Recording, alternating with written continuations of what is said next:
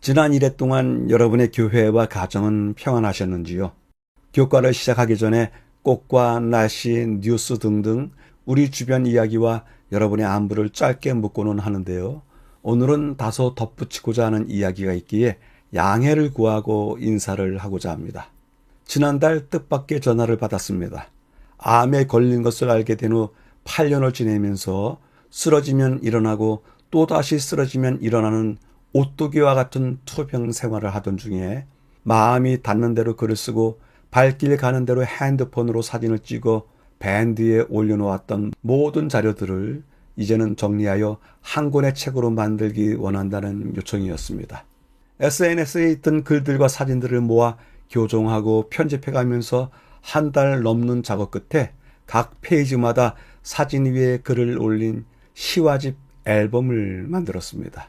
글 속에는 중병으로 인하여 상황을 낙관할 수 없는 한 영혼이 가졌던 삶에 대한 순수한 감정과 낳고자 하는 갈망, 하나님에 대한 기대 등등으로 가득했고 그것을 느낄 수 있었습니다.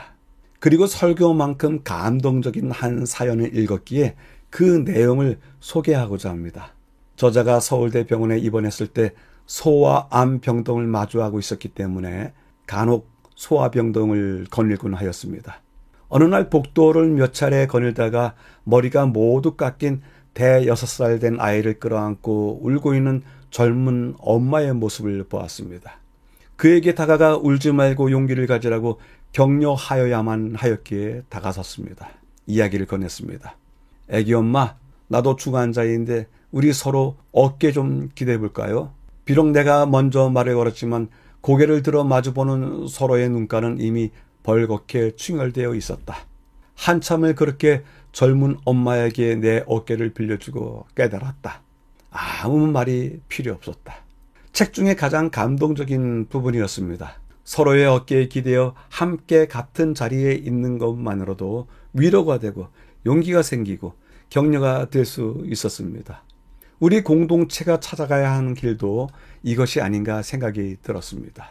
상처를 받은 사람이, 용기를 얻고자 하는 사람이, 화해와 평안을 구하는 사람이 찾아오는 교회.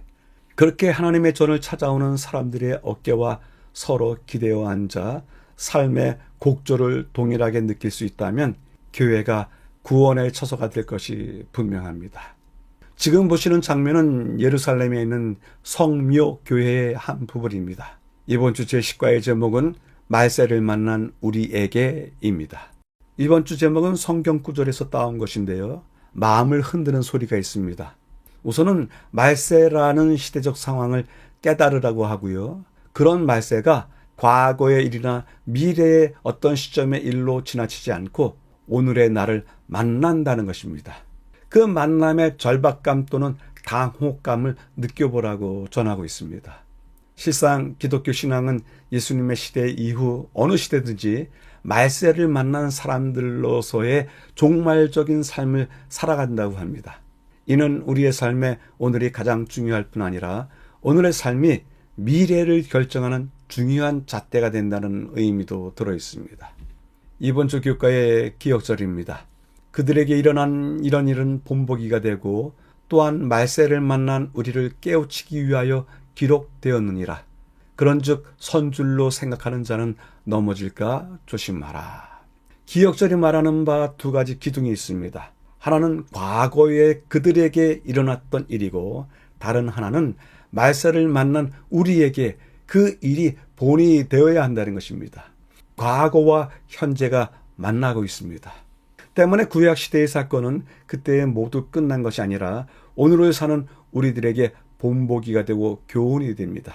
그래서 반복하지 말아야 하기 때문에 견고히 선줄로 생각하지 말고 항상 넘어질까 조심해야 한다고 전해주고 있습니다.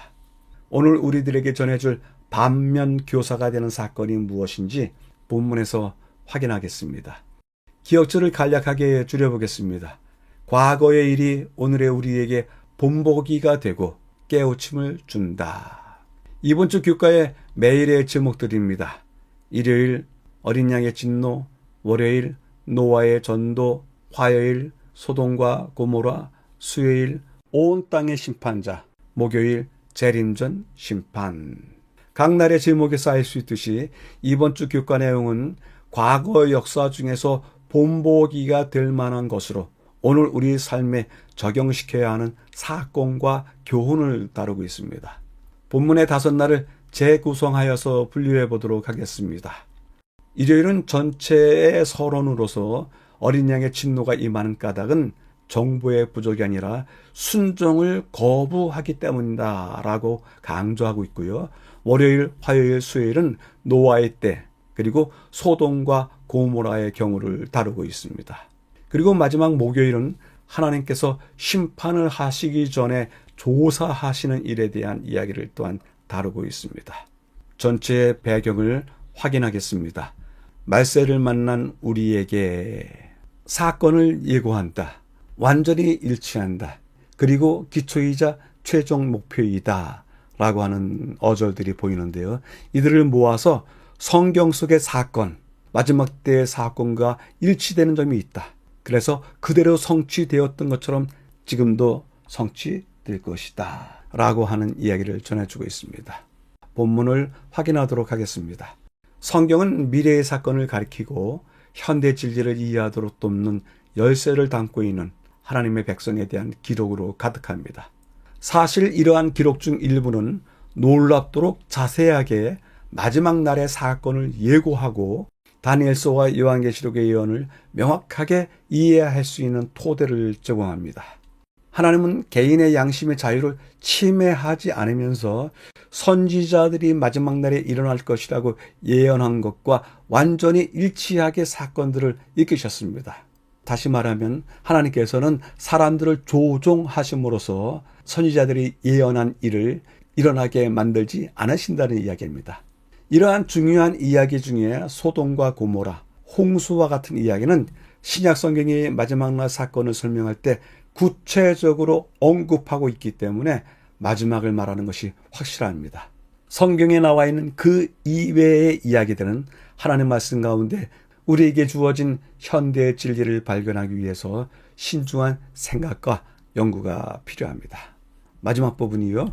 앞으로 몇 주 동안 우리는 여러 중요한 이야기들을 살펴보면서 재림, 조사심판, 최후의 위기 등과 같은 사건들에 대해 그것들이 무엇을 말하고 있는지 살펴볼 것입니다. 그리스도는 모든 예언 연구의 기초이자 최종 목표이기에 이 모든 것을 통해서 우리는 그리스도께서 예언과 성취의 중심이심을 발견하게 될 것입니다. 짧지만 전체의 배경을 요약해 보겠습니다.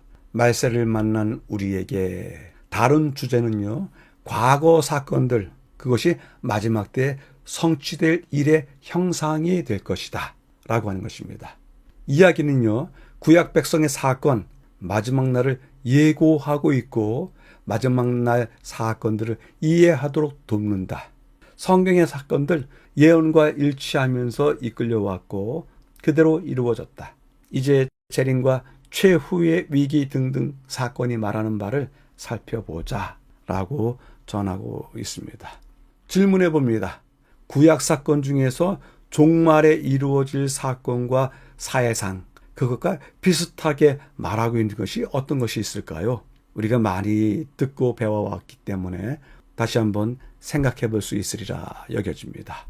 첫째 날입니다. 어린 양의 진노. 무언가 알고 있다. 순종하기를 거부했다. 그리고 오랜 시간이 흐른 것. 이런 어절들이 보이는데요. 이것들을 모아보면 세상, 하나님의 기별을 알고 있으나 순종하기를 거부한다 라고 줄일 수 있겠습니다.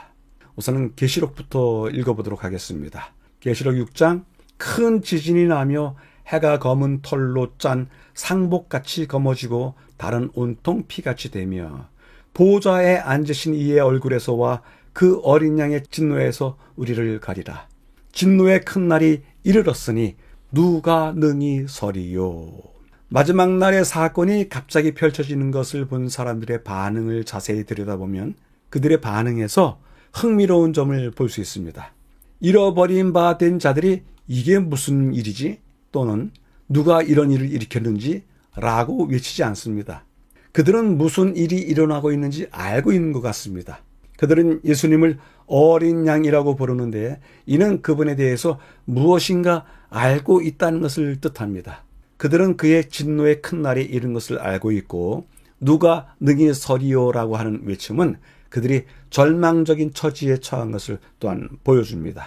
세상 끝이 이르기 전에 복음이 이 땅의 모든 민족에게 전해지고 새 천사의 기별이 이 땅의 모든 곳에 전파됩니다. 때문에 소식이 부족해서가 아니라 믿고 순종하기를 거부하기에 준비되지 않은 사람들이 있을 것입니다. 바로 그 이유가 마지막 날에 그들이 잃어버린 바 되는 까닭이 될 것입니다. 마지막 부분을 위해서 마태복음 24장을 읽어갑니다. 노아가 방주에 들어가던 날까지 홍수가 나서 그들을 다 멸하기까지 깨닫지 못하였으니.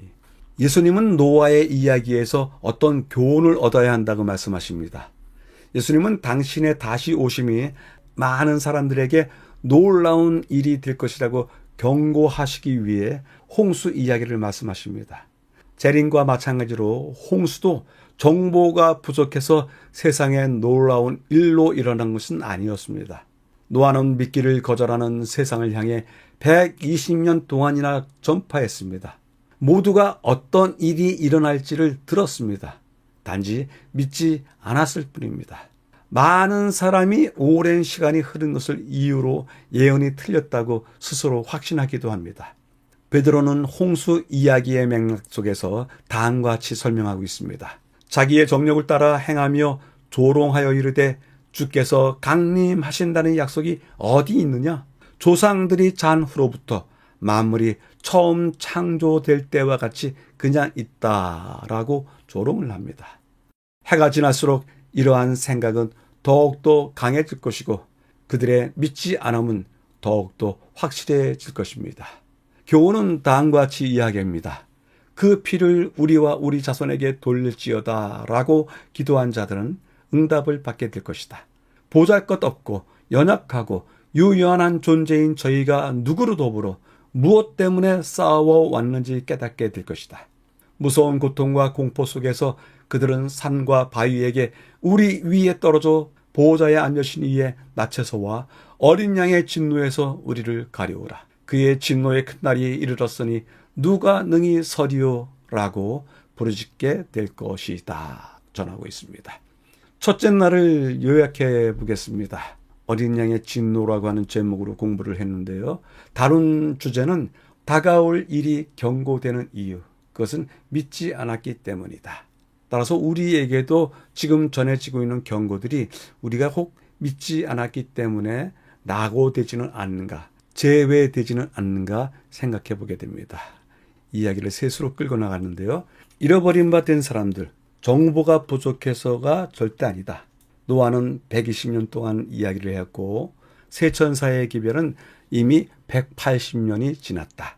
잃어버린 바 된 사람들, 그들은 말씀에 순종하기를 거부한 까닭이다. 그리고 마지막으로 예언의 성취가 늦은 것을 보는 까닭에 지금은 창조 때와 같이 변한 것이 없다라고 거부하고 있다. 우리 시대에도 이런 사람들이 많이 있습니다. 질문해 봅니다. 우리가 하나님의 경고대로 준비하지 않는 것, 혹 종말을 잊고 사는 것이 아닌가 생각해 보게 됩니다. 우리 모두 우리 영혼에 이러한 경종을 울려야 되리라 생각해 봅니다.